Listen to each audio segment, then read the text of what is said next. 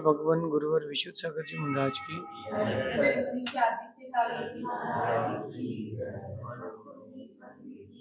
या हम सभी अपने जीवन में सुख और गुणों की अभिवृद्धि के लिए नीति के विषयों का श्रवण कर रहे हैं। एक बात अपने जीवन में हम सभी ने अनुभव की है कि हर समझदार व्यक्ति के जीवन का कोई ना कोई लक्ष्य जरूर होता है और उस लक्ष्य की प्राप्ति के लिए वो पूरे जीवन भर पुरुषार्थ करता है। कुछ लक्ष्य ऐसे होते हैं जो लॉन्ग टर्म होते हैं, बड़े बड़े होते हैं और उसके पीछे व्यक्ति अपना जीवन लगाता है, और कुछ लक्ष्य जो होते हैं वो छोटे छोटे होते हैं। कुछ लक्ष्य ऐसे भी होते हैं जो उस बड़े लक्ष्य की प्राप्ति के लिए छोटे छोटे रूप से बनाए जाते हैं। कुल मिलाके की बात ये हुई कि हर व्यक्ति के जीवन का कोई ना कोई लक्ष्य जरूर होता है। वो लक्ष्य पूरा होने पर उसको खुशी मिलती है। अब विशेष बात यहां पर यह है कि हम अपने लक्ष्य के प्रति जल्दी प्राप्ति कैसे कर पाए, हम उस लक्ष्य को जल्दी प्राप्त कैसे कर पाए। अगर आपने उस लक्ष्य को जल्दी धारण कर लिया है, लक्ष्य पूरा करना है इसका निर्णय, या लक्ष्य बना लिया है इसका निर्णय पहले कर लिया है, तो वो लक्ष्य जल्दी पूरा होगा। आपने उस लक्ष्य को डिसाइड करने में जितना देर लगाया है, जितनी समय लगाया है, उतनी देर से आपका वो लक्ष्य डिसाइड होगा। वैसे अगर नॉर्मल बात की जाए तो 13 साल की उम्र और 14 साल की उम्र में अपने जीवन का लक्ष्य ले लेना चाहिए कि मुझे क्या करना है इन फ्यूचर। 13-14 साल की उम्र में जिसमें लक्ष्य बना लिया है, जिसने 13-14 साल की उम्र में लक्ष्य बनाया है, वो व्यक्ति एक दिन विश्व के टॉप पर जाएगा। क्योंकि 10 साल की उम्र में लक्ष्य बनाने की बुद्धि नहीं होती। 13-14 साल की उम्र से वो बुद्धि आ जाती है कि वो व्यक्ति, वो बच्चा लक्ष्य बना सकता है। अब उस लक्ष्य तक जाने के लिए बहुत सारे रास्ते हमारे पास होंगे।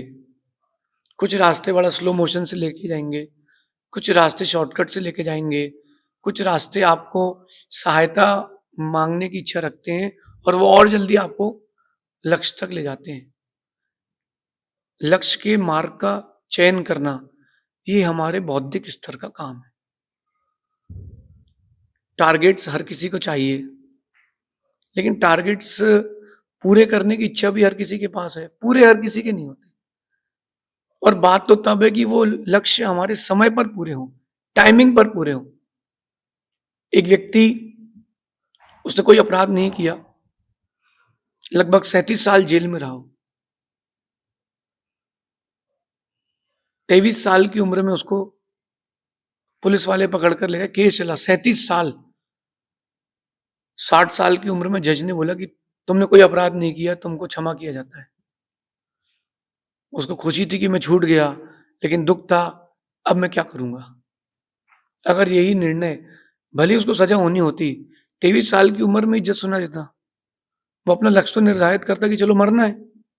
अब वो किसी स्थिति में नहीं बचा, ना मर पाएगा वो, ना जी पाएगा, ना उसके पास रहने के लिए घर है, ना कमाने के लिए व्यापार है। अपनी मंजिल को तय करना है तो आपको लक्ष्य पहले से बना के रखना पड़ेगा और लक्ष्य के लिए चलना भी पड़ेगा। आज की नीति कह रही है कि हर मंजिल को पाने के लिए कई रास्ते होते हैं। आप यहां बैठे हैं, आप सबको अगर नीचे जाना है तो एक रास्ता यहां से जाता है, एक रास्ता यहां से जाता है, और शॉर्टकट चाहिए तो खिड़की से भी कूद सकते हैं। बहुत सारे रास्ते यहां से नीचे जाने के हैं। कौन सा रास्ता आप तय कर रहे हो, मंजिल आपको वहां से मिलेगी। कोई जल्दी जल्दी में खिड़की से कूद गया तो मंजिल नहीं मिलेगी। तो आपकी लक्ष्य तक, आपकी मंजिल तक जाने वाले बहुत सारे रास्ते होते हैं। सही रास्ते का चयन करना जीत का सबसे पहला साधन है। अगर आपने रास्ते का चयन सही किया है तो आपको अपना लक्ष्य मिलेगा, और अगर गलत रास्ते का चयन कर लिया तो लक्ष्य नहीं मिलेगा। कल किसी ने कहा था ना कि वो संगति का असर नहीं पड़ता, कि रावण के पास रहकर के विभीषण नहीं बिगड़ा। मेरा कहना है कि रावण बिगड़ा ही नहीं था तो विभीषण कैसे बिगड़ता। रावण ने अपने पूरी जिंदगी में सिर्फ एक ही गलती करी कि वो मान में जीवन जीता रहा और सीता का हरण करके लिया। उसने कोई और गलती नहीं करी, उससे अच्छी संगति किसी की थी ही नहीं। लेकिन जब उसकी संगत बदली गई, जब रावण का मन खराब हुआ, तब विभीषण ने संगत बदली, क्योंकि उसको पता था कि संगति का असर बहुत जल्दी होता है। आपको रास्ता तय करना है, मंजिल प्राप्त करना है, ऐसे लोगों के साथ रहें जो निर्णय लेना जानते हो, जो आपको बूस्ट अप करना जानते हो, जो आपको एनकरेज करना जानते हो। कई लोग ऐसे भी मिलेंगे आपको जिंदगी के रास्ते में, आप कितनी अच्छा काम करो, वो उसमें कमी निकालते रहेंगे। एक होता है कमी निकालना ताकि वो व्यक्ति को आगे बढ़ाने के लिए, कि वो व्यक्ति आगे बढ़े, और एक होता है कमी निकालना ताकि वो पीछे ही हट जाए। तो ऐसे लोगों के साथ ना रहें जो आपके मंजिल के लिए आपको रास्ता ना बताएं। हर किसी से यहाँ रास्ता मत पूछना मेरे भाई, यहाँ बहुत सारे लोग मंजिल से भटकाने ही बैठे। हर किसी से रास्ता पूछने मत चले जाना। बहुत सारे लोग ऐसे हैं जो आपको रास्ते से भटकाने के लिए बैठे कि ये कोई सलाह ले, अपन गलत सलाह दें ताकि वो भटक जाए। मंजिल तक जाना है तो सही रास्ते की खोज होना चाहिए। बहुत सारे रास्ते मिलेंगे, लेकिन मैंने ये अनुभव किया है कि एक रास्ता ऐसा होता है जो बहुत जल्दी आपको मंजिल तक पहुंचाता है। उस रास्ते के लिए कुछ चाहिए, और वो है गहरी सोच, गहरी खोज और बड़ा समर्पण। लक्ष्य या मंजिल तक जल्दी ले जाने वाला अगर कोई रास्ता है तो वो है आपका समर्पण। जितनी गहरी आपकी सोच होगी, जितनी गहरी आपकी खोज होगी, और जितना बड़ा समर्पण होगा, आपको आपके कार्य में उतनी बड़ी सफलता मिलेगी। ये मेरा अनुभव है। ये भारत है, यहाँ लोग काम करते हैं, रिसर्च नहीं करते। लेकिन अगर रिसर्च करने लग जाएं, अगर लोग रिसर्च करने लग जाएं, गहरी सोच रखने लग जाएं और बड़ा समर्पण रखने लग जाएं, बड़ी जीत मिलेगी। एक मैनेजमेंट का पार्ट होता है R&D, यानी रिसर्च एंड डेवलपमेंट। जिस व्यक्ति ने रिसर्च करी है, उस व्यक्ति ने ही कुछ ना कुछ खोज करके लाके दिया है। आप देखो कि ये माइक है, ये मुझसे बहुत दूर रखा है, और इसमें तार भी नहीं है, और इसकी आवाज कैमरे में जा रही है। किसी न किसी व्यक्ति ने तो रिसर्च किया है। अपन तो यूज कर रहे हैं ना, किसी न किसी ने इसकी रिसर्च तो की होगी। तो जो जितनी गहरी खोज रखेगा, लक्ष्य उसको उतना जल्दी उतना बड़ा मिलेगा। हर व्यक्ति के पास दिमाग है, हर व्यक्ति के पास प्रज्ञा है, हर व्यक्ति के पास बौद्धिक स्तर की कला भी है, लेकिन व्यक्ति चाहता ही नहीं है तो कर भी नहीं पाता। तो रिसर्च कर रहे, जैसे एक व्यक्ति व्यापारी है, बर्तन का काम है उसका। अब उसका बर्तन का काम है तो उसको क्या करना चाहिए? अपने बर्तन से रिलेटेड चीजों की खोज करना चाहिए। किस धातु से बनता है, कौन कौन मैन्युफैक्चरिंग करता है, और कौन सी धातु बन सकती है, हम इसमें और क्या क्या डिजाइन डाल सकते हैं, मार्केट से सस्ता कैसे बेच सकते हैं, हम क्या नई स्कीम ला सकते हैं कि आपका चेहरा भी इसमें हम प्रिंट करके देंगे, आपका नाम प्रिंट करके देंगे। बहुत सारे और भी चीजें इसके अंदर आएंगी। जब आप रिसर्च करेंगे तब जाकर के डेवलपमेंट होगा। मंजिल को बड़ा करना है और मंजिल पर तक जल्दी जाना है तो गहरी खोज होना चाहिए। आज के समय में आप लोगों ने खोज बंद कर दी है। लोग सोचते होंगे कि दिगंबर मुनि करते क्या है, दिन भर एक बार खाए और बैठे ही हैं। वो बैठे नहीं, वो दिन भर खोजते हैं, और वो खोज करके हर समय एक नई चीज ला करके आपको देते हैं। लोगों को लगता है कि जैन मुनि बिना कपड़े के रहते हैं, उनको ये पता नहीं है कि बिना कपड़े के हैं लेकिन बिना बुद्धि के नहीं है। उनकी खोज निरंतर जारी है, और जैन मुनियों की खोज ही तो है जो वीतराग विज्ञान देखे गई है। आज के विज्ञान जो है वो कह रहे हैं कि 2 सूर्य हैं, बहुत सारे प्लैनेट्स हैं, इस दुनिया के अलावा भी कहीं और दुनिया है। ये तो हमारा वीतराग विज्ञान अनादि से कहते आ रहा है, सनातन धर्म में हो तो जितनी बड़ी खोज करेगा उसका नाम भी उतना बड़ा होगा। दूसरी चीज है कि जितनी गहरी आपकी सोच होगी, उतनी जल्दी आप रास्ता तय कर पाएंगे, गहरी भी और बड़ी भी हो। जो सर्कमस्टेंसेस चल रहे हैं, जो माहौल चल रहा है, आपकी सोच वैसी हो जाती है। और आज के समय में नैरो माइंडेड लोग ज्यादा हैं, ब्रॉड माइंडेड लोग बहुत कम हैं। जो मैं नैरो माइंडेड हैं, वो कभी लक्ष्य को प्राप्त नहीं कर पाए।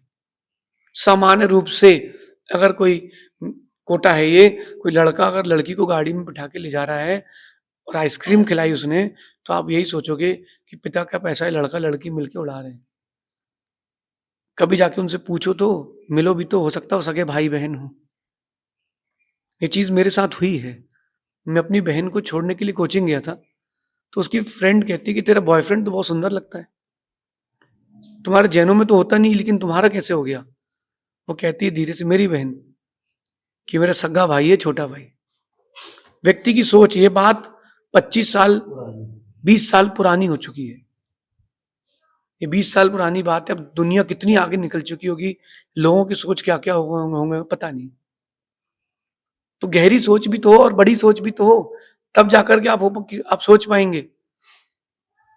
तब जाकर के आप सोच पाएंगे।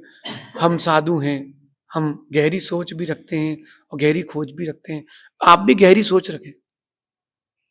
अगर कोई कुछ कर रहा है तो उसके पीछे कुछ ना कुछ कारण जरूर होगा, तो उस कारण को एक बार पहले पूछ लें अथवा खोज लें। उस व्यक्ति के बारे में बुरा सोचने की अपेक्षा से एक बार उससे पूछ ही लेना कि तुम ये क्यों कर रहे हो, तुमने ऐसा क्यों किया।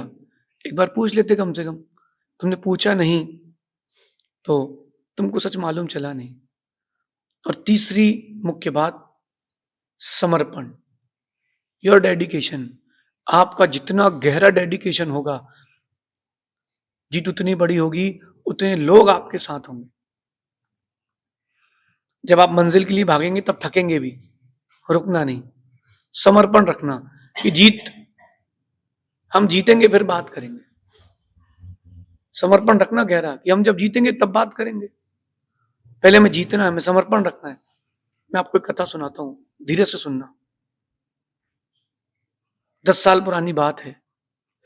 एक मैराथन रेस चल रही थी, बहुत बड़ी सिटी थी, वहां मैराथन रेस चल रही थी। हजारों लोग दौड़ रहे थे।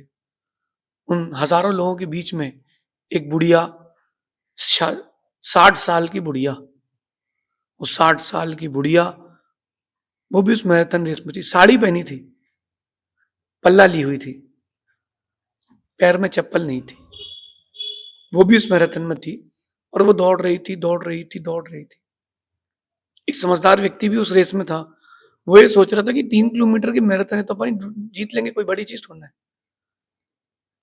1 किलोमीटर चले सभी लोग। उस 1 किलोमीटर में उस बुढ़िया ने सबको पीछे छोड़ करके आगे खुद को लेकर के आई। 66 साल की बुढ़िया उस मैराथन की रेस में।